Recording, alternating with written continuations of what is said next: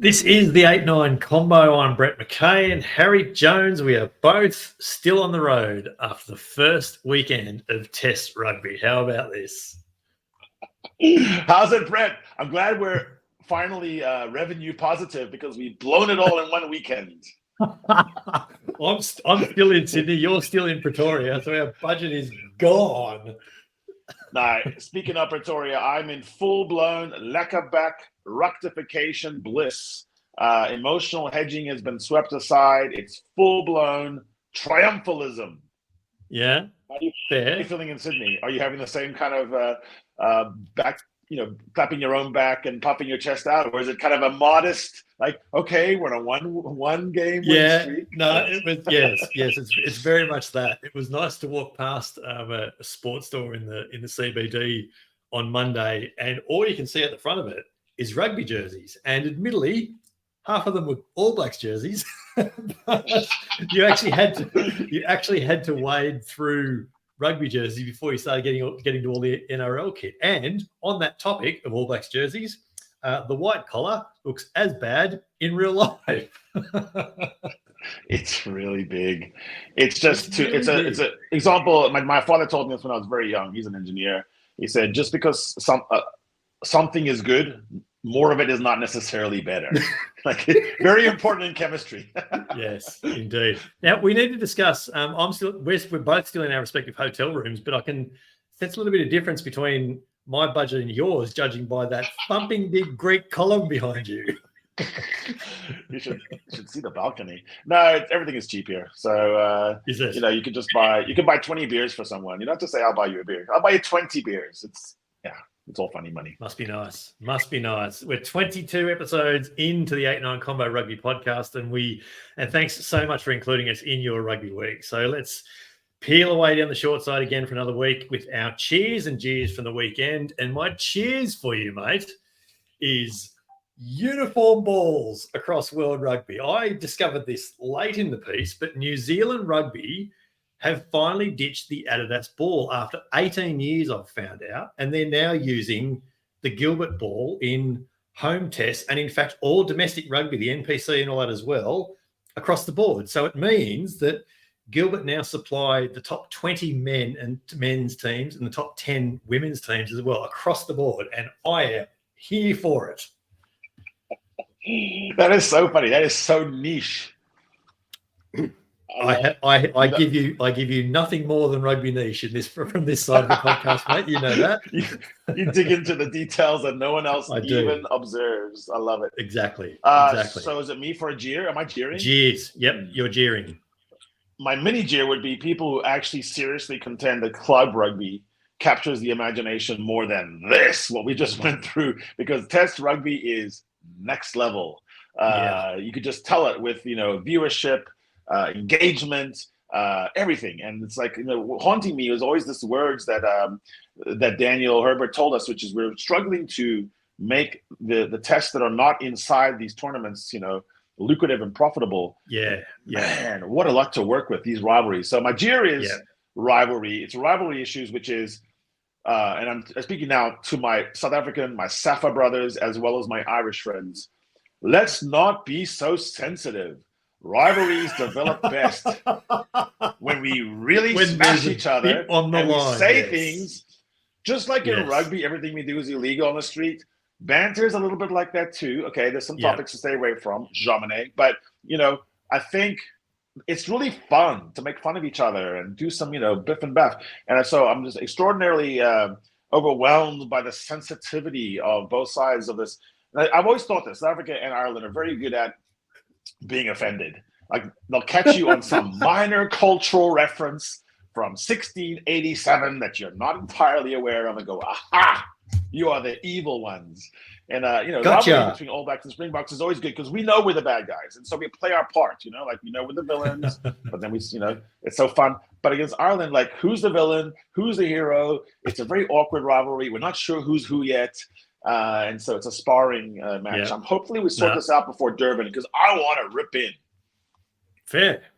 No, I take your point on all of that. And you mentioned, big step ups in everything, viewership, crowds and all that. we're seeing that ourselves in our own numbers. Just this last week, since we've switched into test mode, Daniel Herbert is now our most listened to pod. Our Games of the Week late last week is not far off being our most listened to Games of the Week. International rugby just lifts everything. So I'm here for that too. That's fantastic. It's one of the things that rugby has over every other sport is full-blown 100-year-old, country versus country rivalries. There's no friendlies. Yeah, except all the other sports that also play internationals and have done for a long time. That's not the same. Yeah, sure. No, it's not the same. A very special guest returns this week as we create a nice little bit of 8-9 history. Alert the record keepers. We bring him in now. We're about to do something we've not done before on the 8-9, but certainly something we've done before. One of the great things we've loved over the last few years is picking up where we left off with previous guests. And in every case, subsequent chats are always the best. But this week is one for the history books, as we have our first ever 8-9 combo return guest. And it's been a pretty hot field already in 21 previous episodes. But we've only gone and welcomed back Welsh rugby writer and outstanding video analyst, Sam Larner. Hello, mate. Congratulations on this. The three-peat. Thank you very much. I must admit, I wasn't aware that was your first ever 8-9 combo returnee. So that is, given the incredibly high caliber guest, that is incredibly there you kind. go. So thank you there very you much. No, you're very welcome, mate. And Harry, again, happy with the intro. Just so yes. Although your intros are getting shorter now. They were actually like a book for some earlier guests. Oh, it's good. It's good. Sam, we've had a fantastic weekend to open up the international season in this part of the world, haven't we? New Zealand, England was I think a surprising blockbuster with that scoreline. Australia, Wales had a bit of everything in it. Certainly South Africa, Ireland did. And then, well, Argentina and France played as well, didn't they? What was your big takeaways from the weekend? I thought it was interesting because it was a little bit like what often happens at World Cups, where there's this big, as it goes in, especially being in the Northern Hemisphere, there's this big feeling of, oh, this could be the year, this could be the upset. And then when the games actually happen and the kind of the reality strikes, England coming and going against New Zealand, Ireland against South Africa, Wales against Australia, it just feels like there's a lot of hope in the Northern Hemisphere that gets quickly dashed. Although, having said that, yes, I do think that every single Northern Hemisphere team will think they have a chance next week to come back. Yeah, no doubt. Yeah, it's interesting question. And I think we sort of expected that, didn't we? It's really interesting because you look at some of the supporters saying that was the best chance, like England going, ooh, we let one slip because there's that backlash thing. Ireland would think the same thing probably for a couple of different things that happened. But really, when you look at it, the first test weekend should go the home season. I mean, it should go that way. It's kind of normal.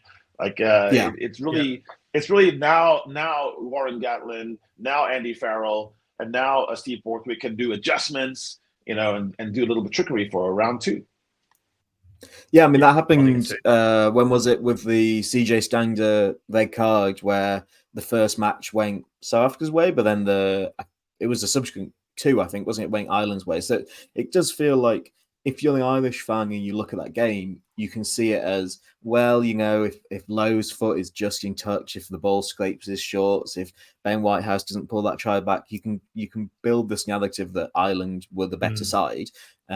And equally, if you're the South Africa fan, you can build the narrative that, it wasn't quite clicking yet, and if it just another week of in camp. So I think that with all three of the the big games, I guess the Ireland, England, Wales, all four even, the Ireland, England, Wales, and then the France, Argentina games, I think there's enough in there to suggest that just a couple of fine tweaks could have completely changed the dynamic. Yeah, it's all still alive, and everyone has kicking problems. They're rusty boots. Damian McKenzie, Marcus Smith, Andre Pollard. There were points left on the board that were there for the taking. Yeah, no loss there as well. Although Damian McKenzie's issue is more about timing, and I don't mean actual foot on ball. That's so bad. Yeah, and look, I thought our mate Jeff Parks made a very interesting point in his column on the Raw on Monday, in that it's all fine and good to to adhere to this shot clock strategy, but surely the shot clock's got to be visible. Yeah, I was surprised by that because I know that in France, for example, who've had the shot clock for longer than anyone, it's clear, and you've got the crowd often using that as a strategy to try and put off the kicker, counting down or making some noise just as soon as it gets exactly. And so I think that sometimes you can be a bit too clever and just try and squeeze a bit too much time out, and then the shot clock's gone. But I think fundamentally, if we're going to have it, and I do think it's a good idea, it needs to be part of the game. It needs to be very clearly there. Absolutely. And when World Rugby mentioned it, Harry, and when World Rugby mentioned that it was coming in, it was going to be across the board, visible in stadiums, on broadcast, the whole thing, like what we saw at the World Cup last year. And then as soon as we get into Super Rugby Pacific this year, nowhere to be seen. Although it was in some stadia and not others. But then it's been in place for the URC for years, since the South African teams come in, certainly. It's certainly been in place in the Premiership. So here we are being half pregnant again, like rugby tends to do across the world.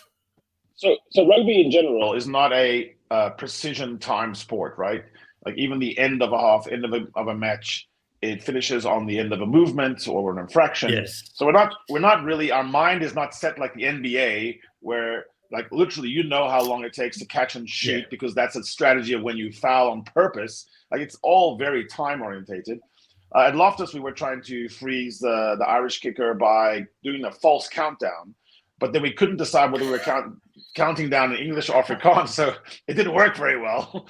But we were trying to do the 10, 9, 8 when there was really 20 left, so we kick early. And we took credit for it happening with that final conversion, by the way. But there is a sense of we haven't really made peace with how the shot clock works. In some cases, the presence of the shot clock has reminded teams to be more gamesmanshipy and wait the entire time. There has certainly been instances of kickers standing there going,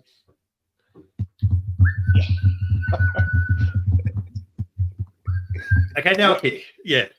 What I'd like to have is the shot clock be giant right behind the poles to make it even more scary. Like the clock counting down. I want to see that. Yeah. No, this is what we want to see. Sam, what were your highlights, I suppose, of the three big tests this week? What was the thing that you went, oh, okay, right, there we go, fair enough.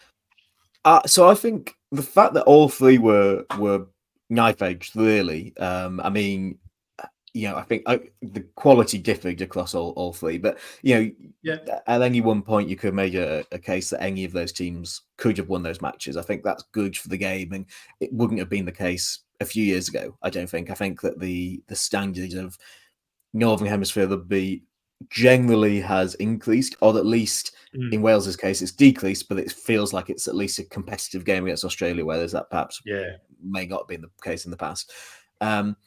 I think it was really good to see younger players get a go off the bench or in the starting positions and do really well. I think that Osborne for the Island, I think he had some difficult moments, but he picked up a try, and I thought he grew into the game. I mean, Craig Casey's not kind of super new, but I thought he had a really good game. But before getting injured. I think there's some talent in that Welsh squad that suggests that there's a possibility that as they gel, they'll perform. They'll get there. Yeah. And that England squad as well. There's a lot of young players in there who are actually quite experienced. Was really good at the back, wasn't he? Yeah, I think he's coming on a lot. I remember having a discussion with someone on Twitter back when he played. This maybe 3 years ago, maybe when he made his start for England, and he had an awful game, and he seemed to be kind of kicked just to the corner. But now, since he's coming back, he looks a genuinely interesting attacking threat, as well as he's maybe not as sure-handed as Frey Stewart, but he really adds something to that attack, and that's something you can see the Northampton Saints kind of DNA flowing through him, and that Northampton Saints kind of the touch that they've got on the England squad is growing, with Finn Smith in there, with Slight Home. It's kind of that attacking endeavour is really coming through in the England setup. Yeah, which has been good to see. Harry, what were What were your big takeaways? What did you like across the weekend? Well, there's so many angles, but I think I was struck by the fact that the Southern Hemisphere 3, the old Tri-Nations, had superior scrums to their Northern Hemisphere foes, which is kind of a turnaround. I think New Zealand rode their scrum not only to a quarterfinal win over Ireland in the World Cup, but they just rode it again against England and made the props look a little bit old for England. And I think the same thing happened in the end with the Springboks, where you had, one of the most disintegrating scrums I've ever seen between a number one, number two, or top tier nations that resulted in a penalty try. I think Australia, for me, clearly had the superior scrum against Wales, and so I just think that's interesting. It's an interesting fabric.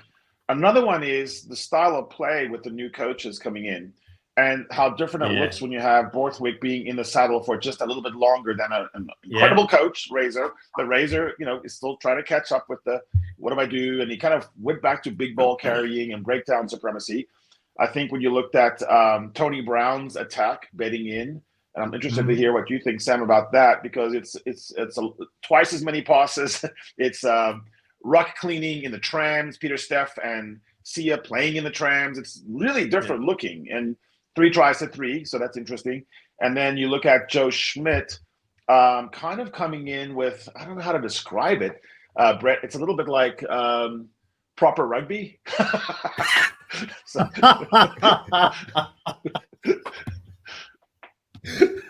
Yeah, your setup was perfect. Can I just say that was very good, very good. Yeah, it's a fair point. I mean, I thought I was genuinely surprised by England. I didn't think they first test up. Certainly, I didn't think that they would run within 10 or 15 of New Zealand. I just thought, I don't know, coming halfway across the world, new squad coming together. I just didn't think that they would be there for this first game. But not only were they there, but they could well have won it if Marcus Smith kicked a bit straighter.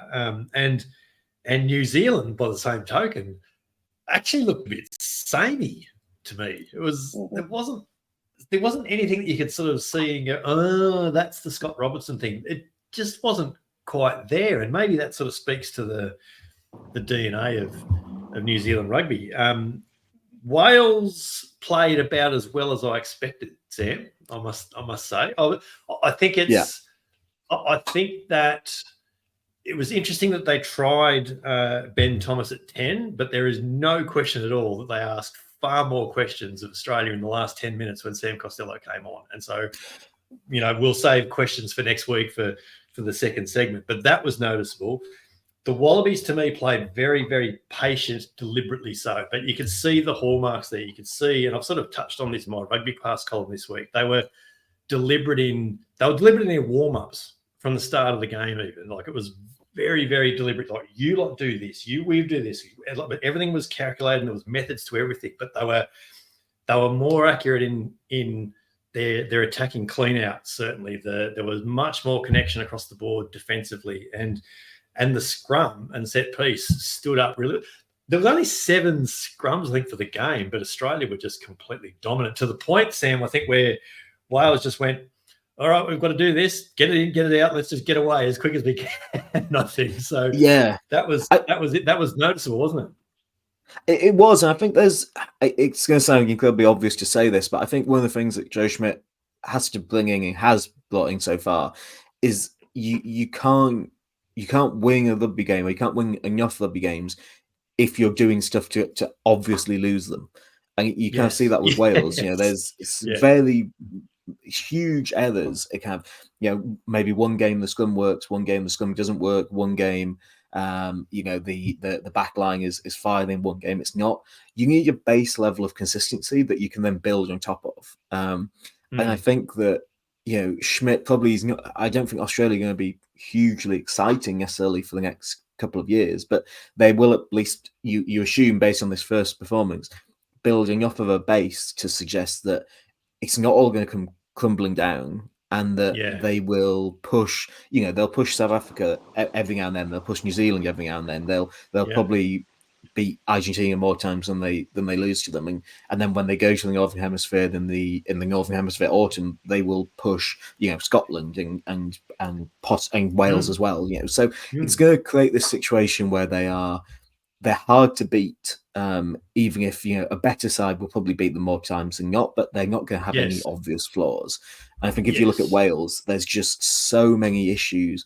And this is, I was thinking about this over the weekend, that I think the ideal team setup, if you take a 23-man squad, you've kind of at any one point, you've got 8 people who are like nailed on. You just know that they're always in the squad.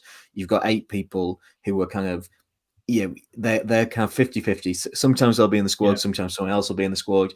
And then you've got 8 who are kind of coming up. Obviously, that's 24, but more or less. And they got and if you look at I made this note for the Welsh team, where I would say Wales have 2 who are nailed on: Ellis Jenkins and not Ellis Jenkins, sorry, Daffy Jenkins and Alan Wainwright.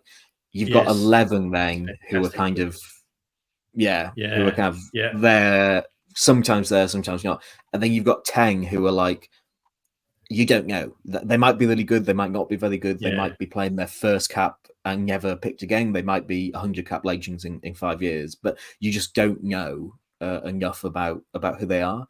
And I think that's incredibly dangerous position to be in, because there's no coherence in the squad, and there's very little chance that all of these people are going to gel together to be the best players they've got. If you look at the Australia side, there's a similar balance, but there's players in there who you just know that they're really good players. They would make a lot of different teams. They would make a lot of the teams for a lot of different nations.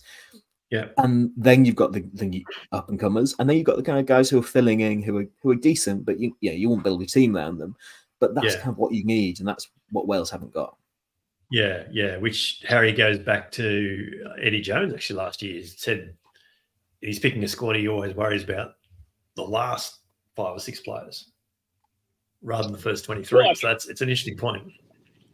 I think that's true, but beyond like just saying who's the best, I think there's certain positions that you can put fillers in versus others. So I think the spine does matter.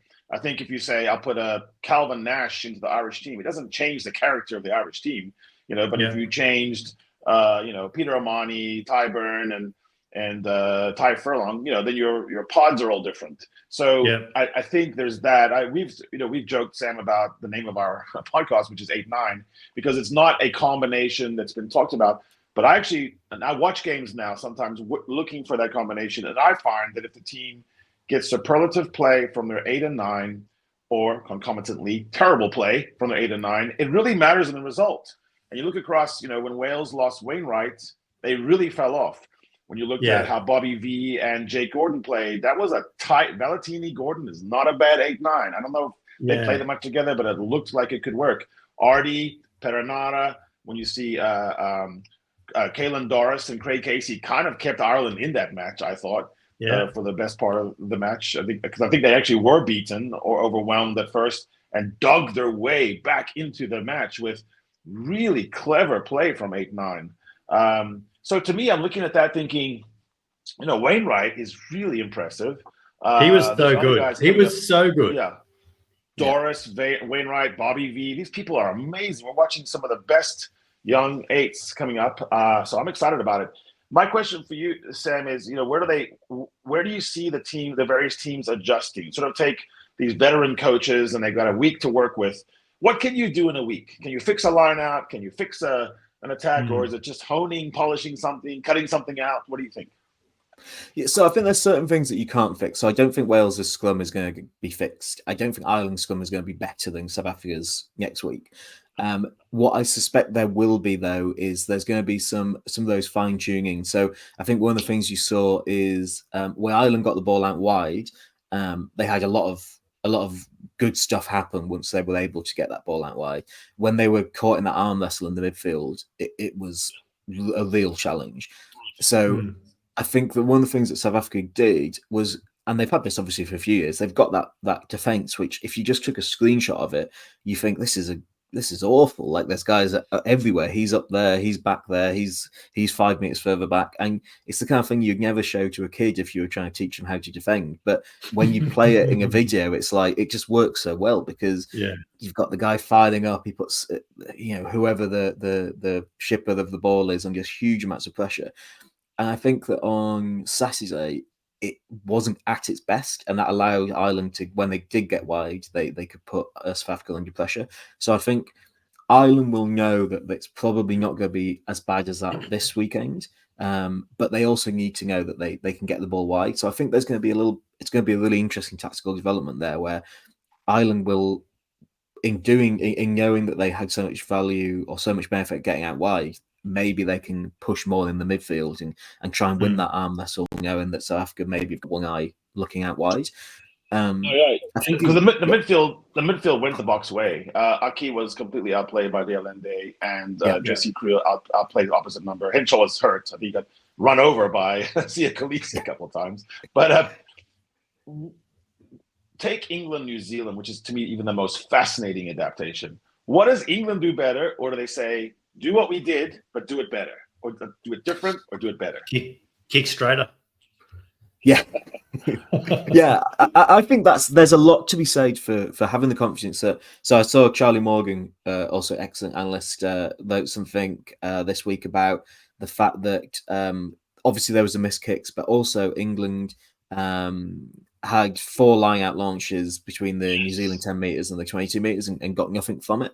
So sometimes with that, you look at those games and you think we did enough. Our shell of our performance is good enough to win, but luck didn't hit our way. Our accuracy wasn't quite what it was, and I don't think that England will necessarily be wanting to change too much there, because I think what they'll say is a different day, the wing a little bit different, a pass going to hand, a kick going through the post, we would have won that game. And I think that's the confidence that they should take in, is that we don't need to change a huge amount to win these games. So I think that there's enough in there to suggest that England have the beat of New Zealand in the remaining matches. When you run a maul against New Zealand, especially a Jace Ryan maul defense, they freeze you. They don't try to push back or splinter you. They actually don't like to splinter you. They want to keep you solid, suck you in, and get the ref to say first stop, right? Because the refs are more strict about that, and then you just have to launch.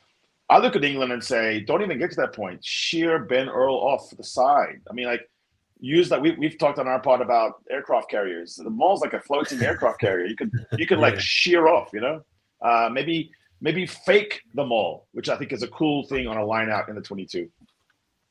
Yeah, absolutely. There's, in fact, during the 2019 World Cup semi-final, England did that really well. They had a lot of, I think it was Billy Vunipola then, but playing as a fake nine, but actually passing the ball into the midfield. And I think stuff like that is the way to go, because obviously Borthwaite's got this reputation, I guess, as being quite a dull coach in terms of he sets up to play a certain way, and that's kind of what he's looking for. But in actual fact, you see the players that he's picked, and there's a huge amount of talent and exciting attacking talent. He's picked an exciting attacking team. He's not picked a standing hoof team. So I agree with you, Harry. I think they need to get the ball gone from the lineouts and back themselves to go through the middle, because if you hit Ben Earl, either use him as a fake nine and pass the ball wide, or use him to run round and attack the back of that line out. I think that you're going to get mileage, because he's one of the best in the world at doing that. Yeah, no doubt. I've got a specific question for you both before we move into the next part. Harry, what was the moment watching the Wallabies where you went, that's the Schmidt bit? Well, I thought that it was clean, well played. It was disciplined. So I guess it was more of a gradual aha, where I thought deep into the match, I thought they're not going to self-destruct. I guess that's what I thought. That's why I was joking with you about proper rugby. It just felt like that they were prioritizing the right things. It wasn't much hero ball. People were staying with their support. It wasn't so much about breaking. It was more about, can I find the ruck? And it looked like they were well drilled. Yeah, no, that's fair. Sam, and we're both at a bit of a disadvantage of being on the road for the weekend.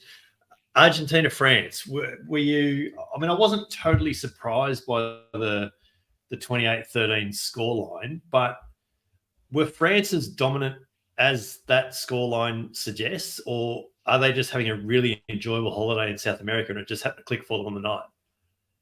Yeah, it was an interesting one because it was they played patches of being absolutely exceptional, and then racked up the score, and then were you kind of equally good, and then had another patch of being exceptional. The first half was pretty dire, and then after that, there was some really good play. So,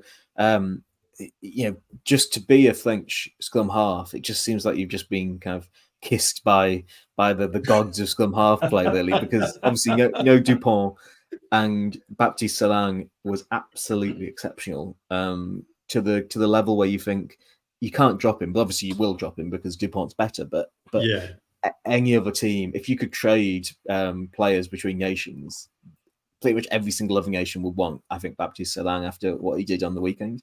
So yeah, it was a bit of a mixed bag. I think there's enough in there that France could play 55 minutes of good rugby and 25 minutes of decent rugby, and that was enough.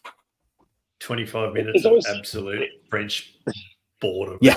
It always seemed to me that Baptiste Selang would be the better backup to Dupont. And also at test level, I don't think that 80 minutes of Dupont is better than everyone else's nines. I just don't think that 9 is that way. I think there are some teams you can do that.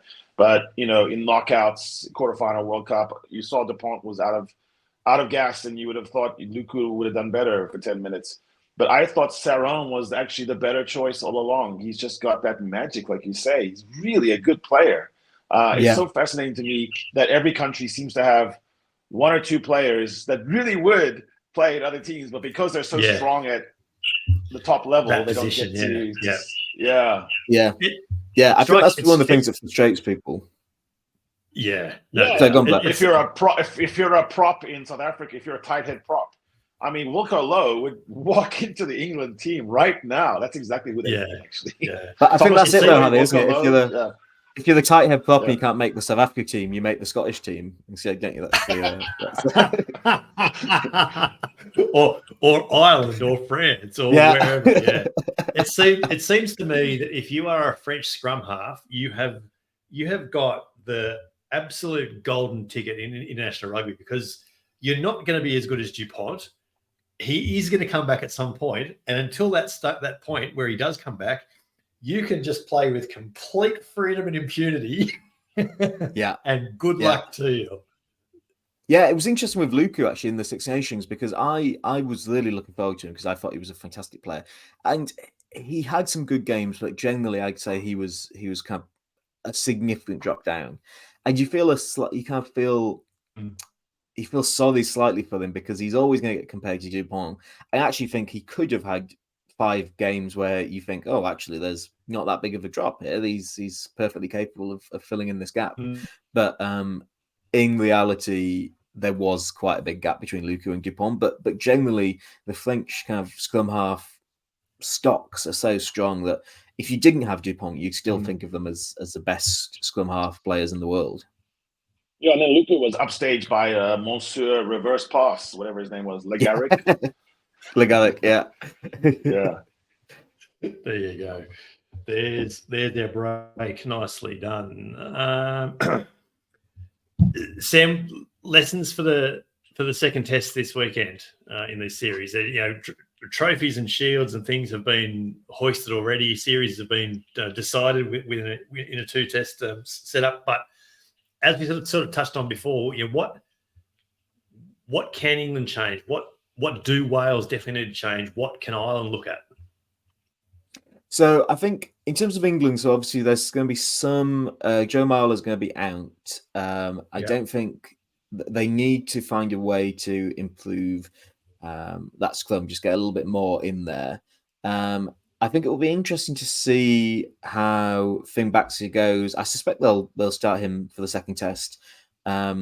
see how he goes with a full game behind him, because as far as I'm aware, that was his English debut. Yeah, so he made his debut off the bench against the All Blacks in New Zealand. So I'd be interested to see how he goes next week and whether they can shore that team up and just shore that set piece early, because I think there's enough out there otherwise to suggest that they can make this work, but they just need to shore that setup. I think I wouldn't change too much. I think there's a certain amount of confidence that you take from that game that you could have won it, that you would basically keep the team more or less the same, but just stick backstrilling for Marla. And I'm not sure who they're going to call up to stick on the bench. I think when it comes to Wales, it's a difficult one because there's two ways. I guess there's two ways of thinking of it. One way is none of these guys have got a huge test experience, so therefore you can change them up as much as you want. You can put whoever you want in because Ellis Bevan is incredibly experienced both for Wales and also just generally. He's played 38 Cardiff games and 22 of them were this season. So there's a lack of experience there. So you can kind of say, well, let's just keep changing until we find something that works. On the other side, you can say, well, look, we might have missed amazing talent that might be out there, but let's just stick with what we've got and just try and gel this into a team that we can carry through, which you can kind of see that with Japan during the Eddie Jones days. I'm sure that there maybe was talent in Japan that they missed out on, but they just kept that team together and just fed it all the way through, and that that cohesion really made a massive difference. So personally, I'd probably go and say, look, let's just keep it as it is. In fact, let's start, injuries aside, let's start exactly the same team and give them the confidence to say, okay, we can change this down, we can do better.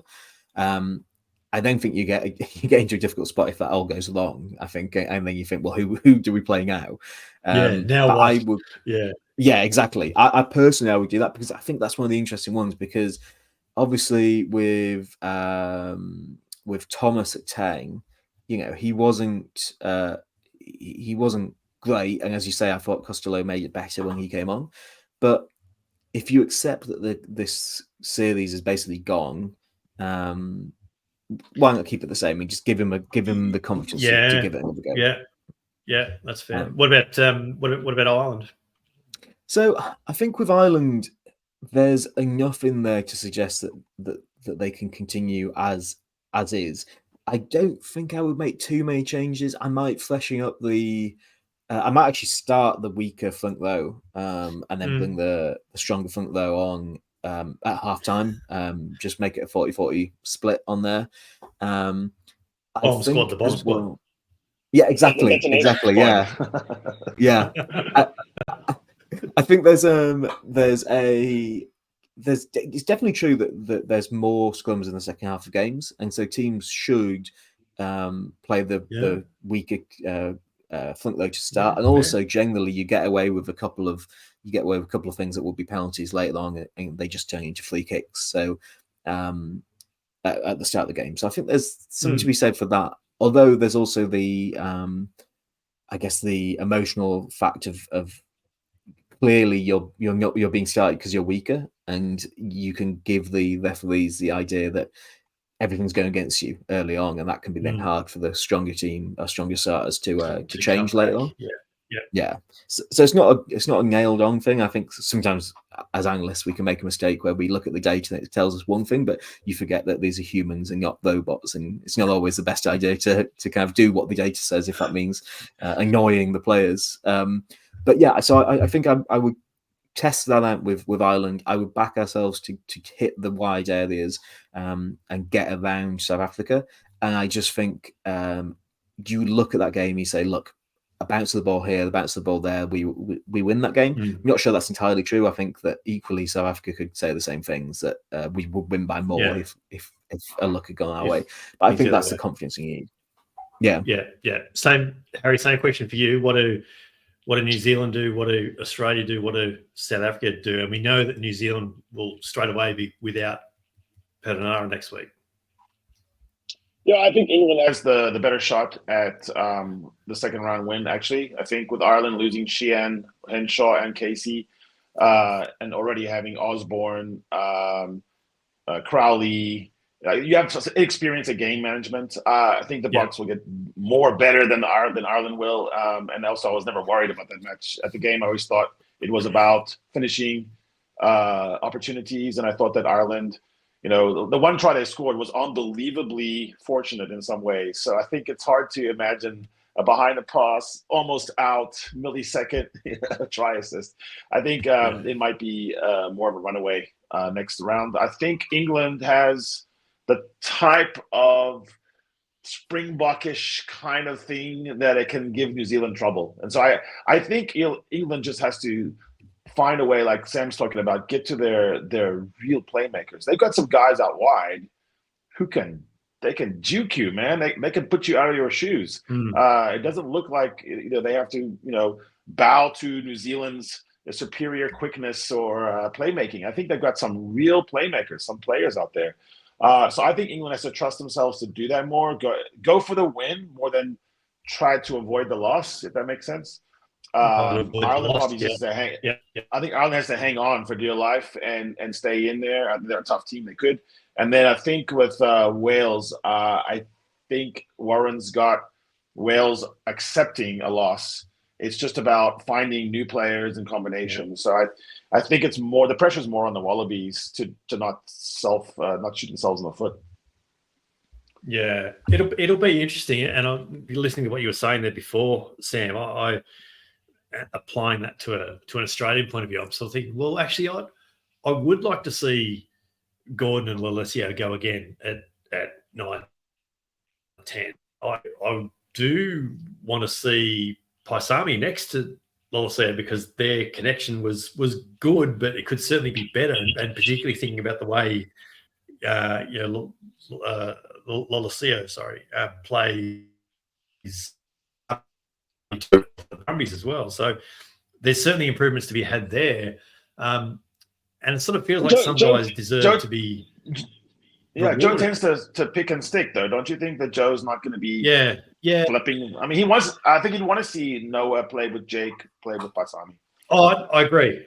But he also said that these July tests are going to be about experimentation, to the point where he said, Liam Wright may not be captain every week. So it's interesting. Like watching the game live, and we had great view from the northern end of Allianz Stadium, so we could actually see space and things like that. It was the first time I'd watched a game like that in I don't know how long, a long time.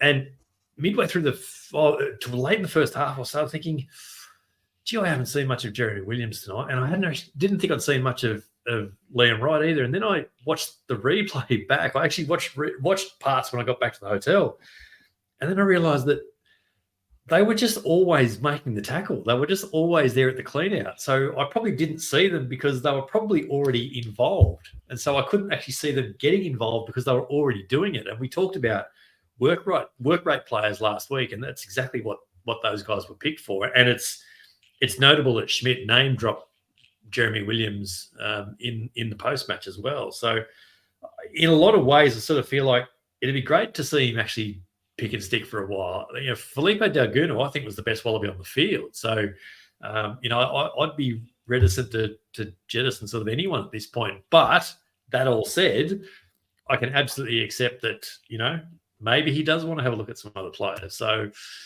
I don't know. This is the great unknown about international rugby, particularly in test this time of year. Yeah, I think you kind of got to accept that. For a lot of teams, this is just purely about rebuilding, and Wales will go home, and if they feel they've improved as a team, I think they won't be too bothered that they might have lost the games.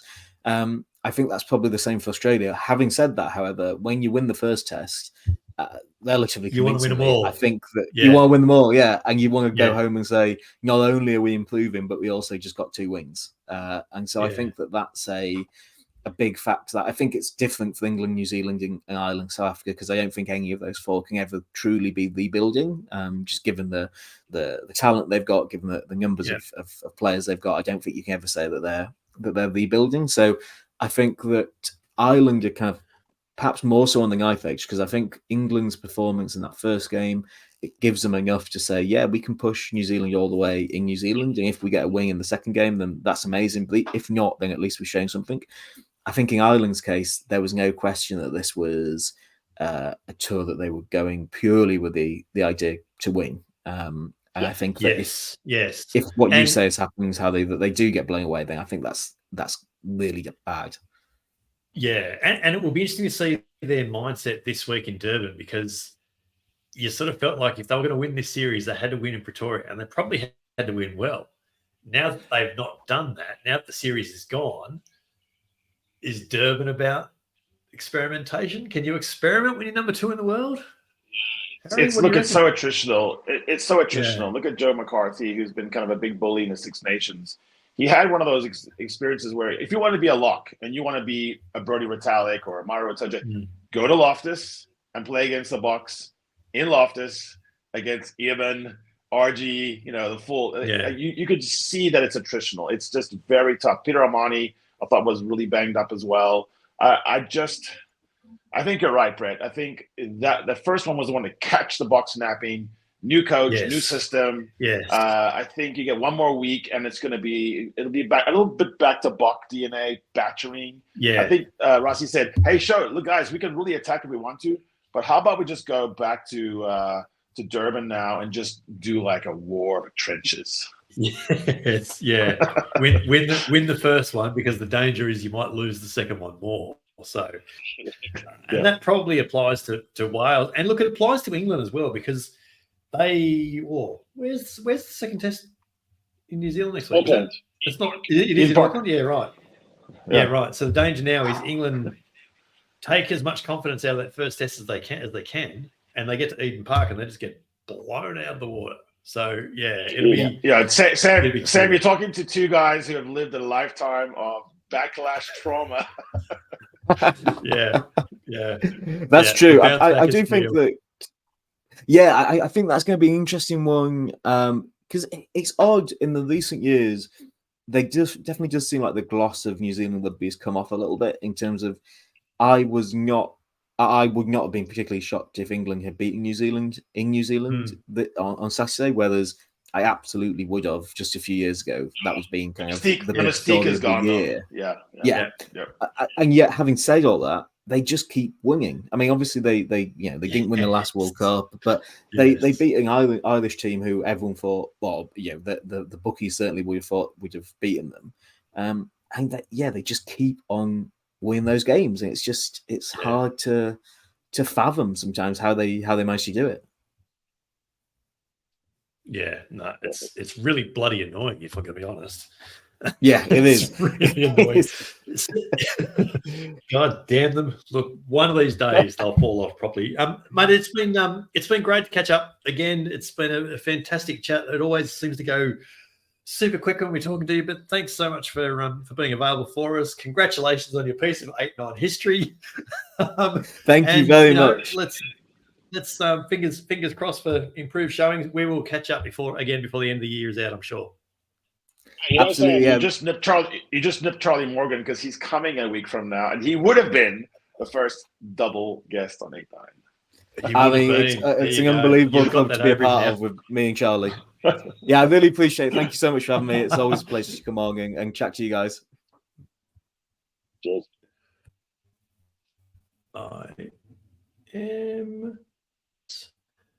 This is the podcast with Brett McKay.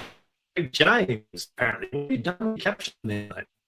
Did you misspell your own name? It's the Welsh for even more Welsh than Jones is James. I've only just noticed that. We've only been going about 45 minutes here. I've only just to catch up with Sam again.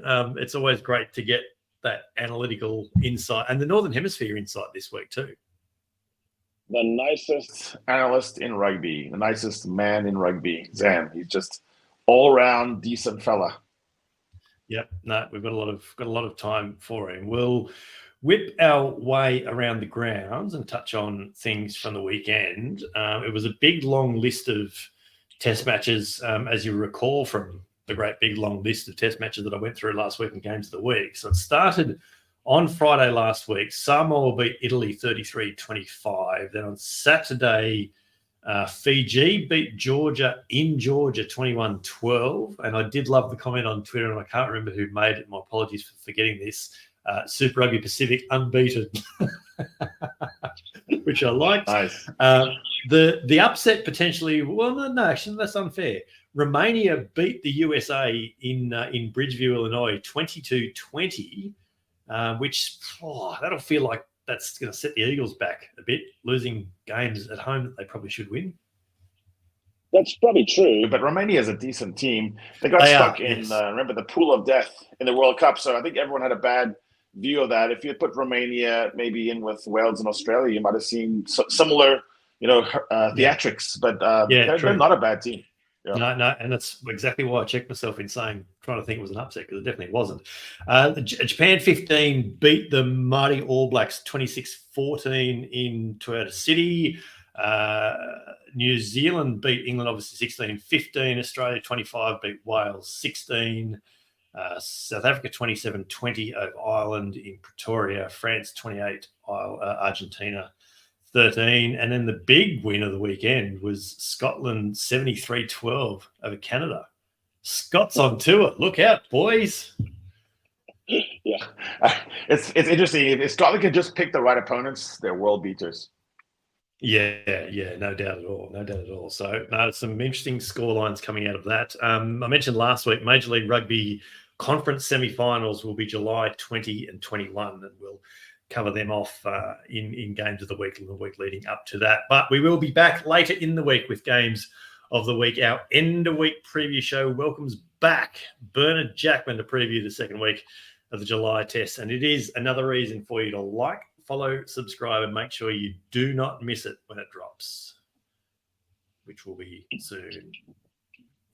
The big headlines of the last 7 days, mate, and I have to admit I've only got one written down, and that was that Dan McKellar on Friday was confirmed as New South Wales Waratahs head coach for the next 3 seasons, and he's now the job begins of trying to rebuild the Tars a la the Blues. I mean, this whole story is an 8-9 pod story. Dan McKellar was on the pod. Simon was on the pod. We just join our pod, come on here, and you guys could control one of the greatest clubs in rugby. Yeah, no, there you go. And I have been in touch with Dan. He is super keen to have a chat with us again once he gets back in Australia later in the year. So we'll get him on, and I presume that he'll start by thanking us. I'm getting out of the East Midlands or whatever that is. Yeah, that's it. So no, it just makes a lot of sense. He became available. They needed someone of that standing. I'll be really curious to see how it works. And I made the point on Twitter late last week that after being the one coach to really lift the importance of Tar Week for the Brumbies for the last 10 years he's been in Canberra, the first iteration for it next year in 2024, he's going to go, oh, no, I think it's something they just sort of blow up a bit. And he's going to have to actively downplay the thing that he's been blowing up himself for the last decade. Just the nature of the beast. Pro coaching. Yes, indeed. Final thoughts for the week? Got anything for me? Just love Test footy being back. Love being at Loftus. Love walking amongst it, shuffling amongst people, who were drunk before we started, and by the end they were just bleary-eyed and ecstatic. The songs, the passion. What a great team Ireland has. What a wonderful team to watch. I'm sure you had the same feeling there with your daughter at the grounds. It's a magical thing. When you were a kid, the first test you ever went to, you knew you were looking at like a real thing. This is a serious thing you're watching. Love it. Yes. I went to my daughter came with me on Saturday night, and she's now claiming that she's the lucky charm because I was saying to her, I can't remember the last time I watched the Wallabies win live. So she may well have a point there. So sure, take it. No, she will absolutely. So she now obviously wants to come back to Sydney when we meet up for the Bledisloe later this year, which could be dangerous on a number of fronts. So anyway, there you go. There you go. Then that is it then for episode 22 of the 8-9 Combo. Check the show notes for the links to the 8-9 Combo on Twitter and YouTube, where you'll find video versions of the podcast every week. And just a point of note that we've had a few little connection gremlins between us in our respective hotels there today. So this week, I should say. So the YouTube might be a bit freezy at points, but we're all good to go. Harry and I remain on the socials in our usual places at Harry Baldy Jones and at BMC Sport. You'll find links on to our socials and for our written work as well. Harry on the Raw a couple of times a month, and my weekly Australian columns on Rugby Pass. You had a great column on Monday. What else are you writing about this week? Oh, I think I've written all the words I can possibly write in that article. Yeah, but it was a good read. I'll think of something. I'm off to Durban, so there'll be another color, man on the street experiencing everything. Bunny Chow article. Yeah, that'd be good. I mentioned my column this week. I looked at.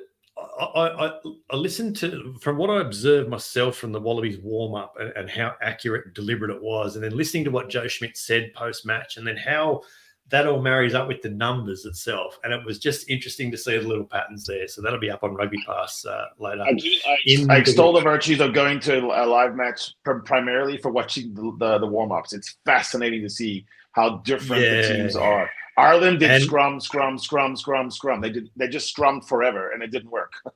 Yeah. And look, I make note of this as well. 28 Australian players were involved in the warm-up. And very deliberate. So anyway, get into that.